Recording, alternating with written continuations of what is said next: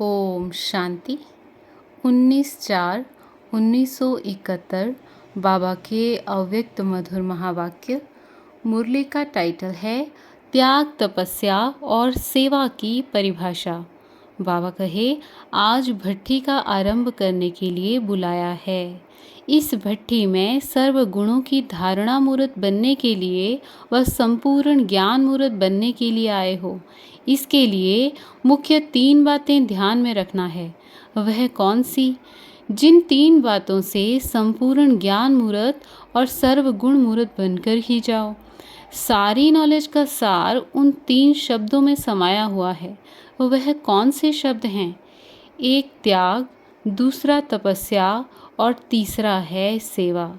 इन तीनों शब्दों की धारणा मूर्त बनना अर्थात संपूर्ण ज्ञान मूर्त और सर्व गुणों की मूर्त बनना। त्याग किसको कहा जाता है? निरंतर त्याग वृत्ति और तपस्या मूर्त बनकर हर सेकंड, हर संकल्प द्वारा हर आत्मा की सेवा करना है। यह सीखने के लिए भट्ठी में आए हो। वैसे तो त्याग और तपस्या दोनों को जानते हो, फिर अभी क्या करने आए हो? बच्चों ने कहा, कर्मों में लाने के लिए।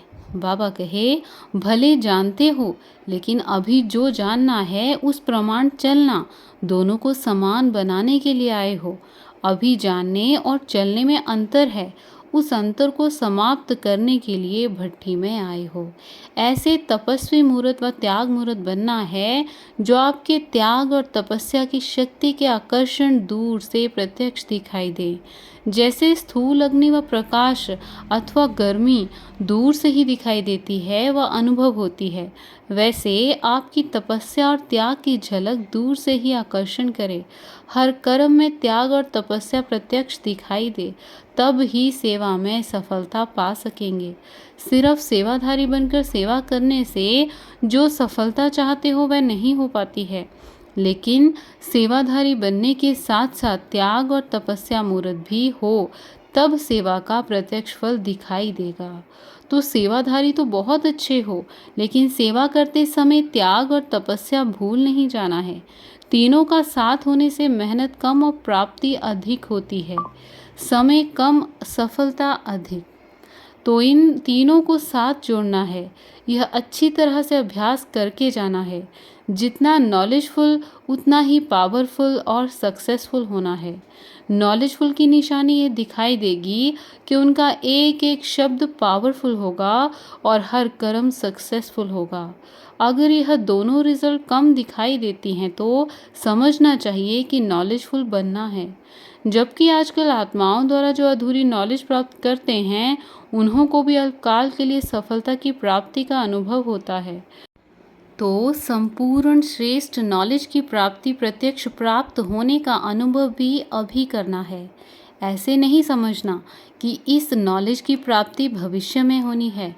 नहीं, वर्तमान समय में नॉलेज की प्राप्ति अपने पुरुषार्थ की सफलता और सेवा में सफलता का अनुभव होता है। सफलता के आधार पर अपनी नॉलेज को जान सकते हो। तो भट्ठी में आए हो चेक करने और कराने के लिए कि कहाँ तक नॉलेजफुल बने हैं। कोई भी पुराने संस्कार व संकल्प दिखाई ना दे, इतना त्याग सीखना है।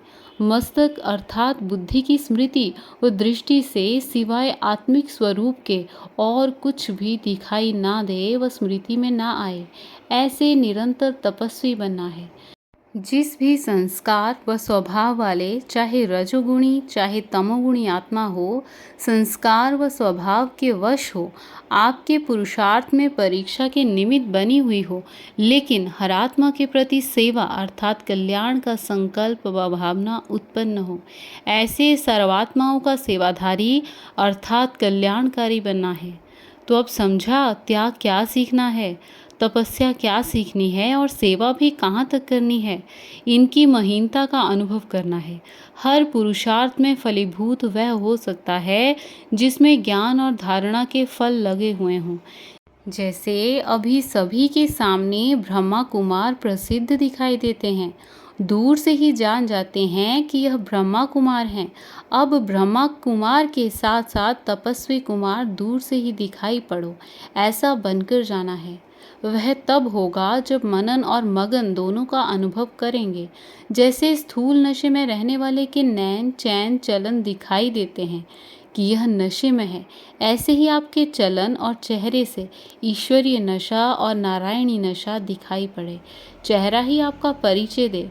जैसे कोई के पास मिलने जाते हैं तो परिचय के लिए तो अपना कार्ड देते हैं ना, इसी रीति से आपका चेहरा परिचय कार्ड का कर्तव्य करे। समझा?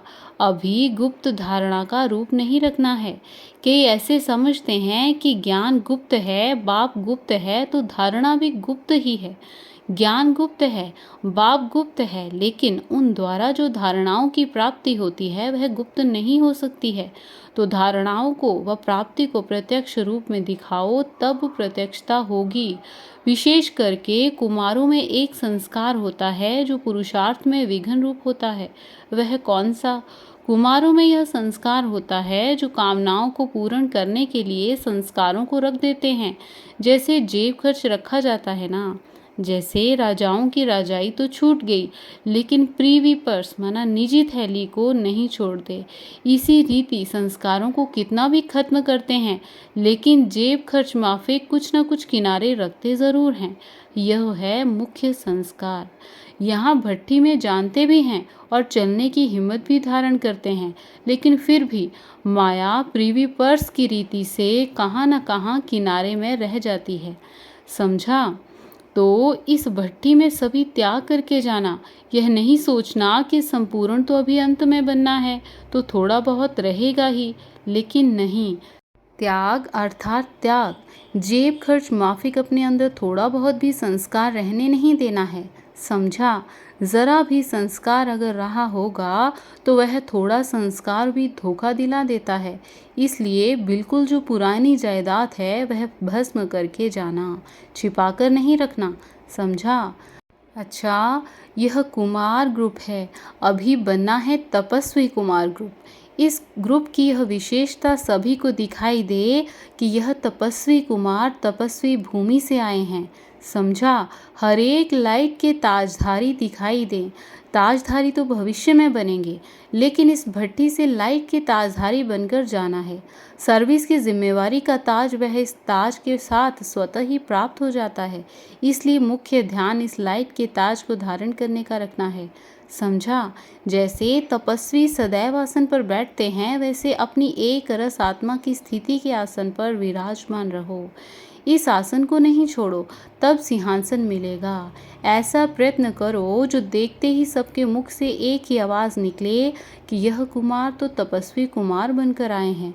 हर कर्मेंद्रिय से देह अभिमान का त्याग और आत्म अभिमानी की तपस्या प्रत्यक्ष रूप में दिखाई दे, क्योंकि ब्रह्मा की स्थापना का कार्य तो चल ही रहा है, ईश्वरीय पालना का कर्तव्य भी चल ही रहा है।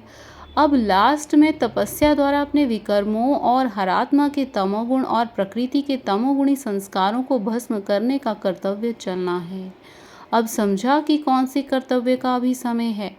तपस्या द्वारा तमोगुण को भस्म करने का। जैसे अपने चित्रों में शंकर का रूप विनाशकारी अर्थात तपस्वी रूप दिखाते हैं, ऐसे एक रस स्थिति के आसन पर स्थित हो तपस्वी रूप अपना प्रत्यक्ष दिखाओ। समझा? क्या सीखना और क्या और कैसे बनना है? इसके लिए यह कुमार ग्रुप मुख्य स्लोगन क्या सामने रखेंगे जिससे सफलता हो जाए? सच्चाई और सफाई से सृष्टि से विकारों का सफाया करेंगे। जब सृष्टि से करेंगे तो स्वयं से तो पहले से ही हो जाएगा, तब तो सृष्टि से करेंगे ना। तो यह स्लोगन याद रखने से तपस्वी मूर्त बनने से सफलता मूर्त बनेंगे। समझा? अच्छा, ओम शांति।